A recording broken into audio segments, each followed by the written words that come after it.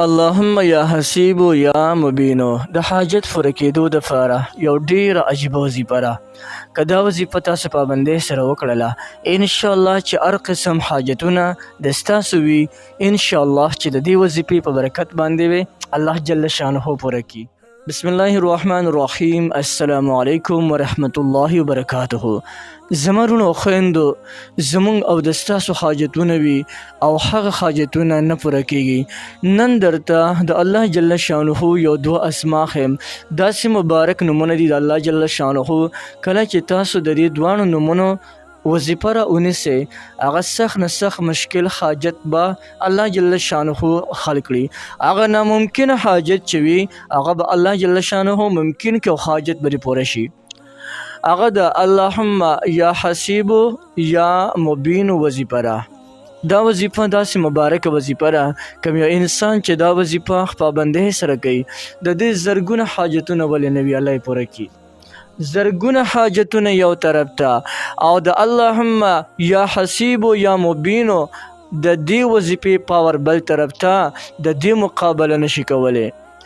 بعضې ملګري داسې خو شته چې هغوی به ما ته به وویل یاره جي وایي زمونږ ډېرې زیاتې دعاګانې مو وکړې ډېر زیات وظایف مې وکړل د ډېرو کلونو لګیا یم الله ته چې دی هغه سوالونه کوم او کله کله داسې الفاظ استعمال کوم الله زه خو هم د ستا یو بنده یم که نه یا الله زما دا کار پوره کړي. ګوره د سوال کولو طریقه موږ له نه راځي چې د سوال کولو طریقه څه ده. موږ سوال کوو خو بطور شکوه یې کوو نه. په سوال کې څومره عاجزي چې دی زیاتي او څونه پکې خاکساري زیاتوي هغه نه د الله تعالی پوره کوي.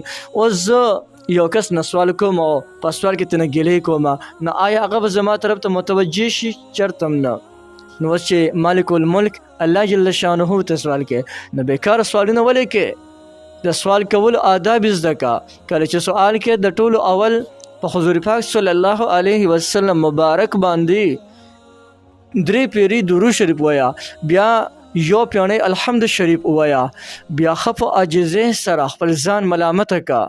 الله دې سخت ته ملامت خپل ځان ملامت کا او دغه ملامت دغه چې کوم دی ملامت په حالت کې د الله نه سوال وکا. ته خو د اول د خپل اعمال ته وګوره نو بیا ګیلې کوه. نو د سوال کولو طریقه دا ده چې د ټولو اول چې کله ملا سوچت کې 3 پیړۍ درود شریف ویا، بیا الحمد شریف ویا، بیا خف عاجزۍ سره سوال وکا او د هغې نه پس بیا چې کله دعا ختمې نو 3 ځله درود شریف لازمن ویا او بالکل مطمئن اوسېږه چې الله جل شانه مې دا دعا قبول کړه. خو یو خبره چې ګیلې ملي او شکوې پکې مه کوه، دا خو یو قسم له د الله جل شانه په شان کې بې ادبي ده. نو ګوره که هغه ملګري چې هغه وایي چې د ډېر وخت نه وظیفې کوم سوالونه کوم او زما حاجت نه پوره کېږي، ښه غرونه دی په صحیح نیت سره دا وظیفه راونیسي انشاءالله چې الله جل شانه به د هغوی تمام حاجتونه پوره کړي. زرګونه حاجتونه دې ولې نه وي د دې وظیفې پاور ته نشي رسېدلی او د الله جل شانه په دې اسماو کې په دې نومونو کې چې څونه پاور دی که نه داسې پاور په بل څه کې نشته. ډېر لوی رموز او ډېر لوی اسرار الله جل شانه په دې خپلو نومونو کې ښودلي. پاک دی هغه ذات چې کم ذات په دې خپلو نومونو کې داسې لوی لوی رموز او داسې لوی لوی اسرار ښودلي چې د بندګانو حاجتونه الله جل شانه د دې سره پوره کوي.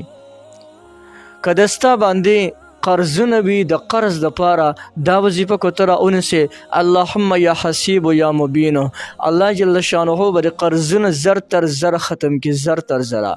که د ستا د رزق پریشانی وي نو رزق دی د ستا روزي لنډه تنګوي که اللهم یا حسیب یا مبین وظیفه رونیسې ستا رزق به الله جل شانه ډېر زیات پراخه کړي بې حساب روزي به تا ته ملاویږي.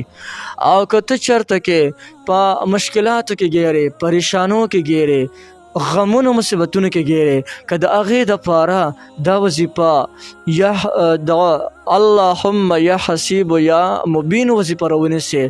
الله جل شانه به دې پریشانۍ ختم کړي، مشکلات به ختم کړي، بندې لارې چارې به دې روانې شي. او که چېرته کې د ستاسو رشتې نه کېږي، د بعضې وروڼو د بعضې خویندو رشتې نه کېږي، یا د چا د اولاد رشتې نه کېږي، یا په رشتو کې بندي شوي، یا په رشتو کې دننه یو قسم له رکاوټ وي، نو د رکاوټ د ختمولو دپاره هم او د رشتې د ښکلې رشتې د ملاوېدو دپاره هم تاسو دا وظیفه کولی شئ. دې نه علاوه زرګونه حاجتونه به وي چې څه به زما په خولې راځي، څه به زما په خولې نه راځي. که هغې حاجتونو دپاره تاسو دا وظیفه راونیسئ، انشاءالله زما کلک او کامل یقین دی، زما د الله جل شانه نه دا کلک امید دی چې هغه تمام حاجتونه به الله جل جلاله د دې وظیفې په برکت سره پوره کړي. تمام حاجتونه هغه چې یو طرف ته کې او دا وظیفه بل طرف ته کې د دې وظیفې پاور ته نشي رسېدلی. راځي دا وظیفه درته ښیم چې دا وظیفه به موږ په کومې طریقې سره کوو. د دې وظیفې کولو طریقه ډېره زیاته اسانه طریقه ده.